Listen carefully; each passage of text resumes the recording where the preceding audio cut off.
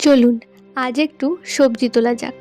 আচ্ছা, কাঁচা লঙ্কাকে কি সবজি বলে নাকি কাঁচা লঙ্কা মশলার মধ্যে পড়ে? জানলে অবশ্যই কমেন্ট করবেন। এই যে দুটো কাঁচা লঙ্কা পেকেছে, একটা কাঁচা লঙ্কা তুললাম, আর এই একটা কাঁচা লঙ্কা কি সুন্দর লাল লাল হয়েছে দেখুন কাঁচা লঙ্কাটা। আর কাঁচা লঙ্কা গাছের পাশে এই টমেটো গাছ, অনেকটা জায়গা জুড়ে এই টমেটো গাছগুলো হয়েছে। আর অনেকগুলো টমেটো ধরেছে, প্লাস হলুদ হলুদ কি সুন্দর ফুল হয়েছে। আর এইখানে কত সুন্দর ছোট্ট ছোট্ট সবুজ কালারের কিউট কিউট টমেটো ধরেছে, তাই না?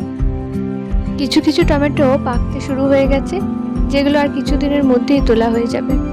আর এখানে দেখুন কিছু টমেটো তুলে নিয়েছি। এই যে বড় টমেটোটা, এটা একটু নষ্ট হয়ে গেছে। আর বাকি টমেটোগুলো দেখুন কি সুন্দর কালার এসছে, দেখে মনে হচ্ছে কেনা টমেটো, তাই না?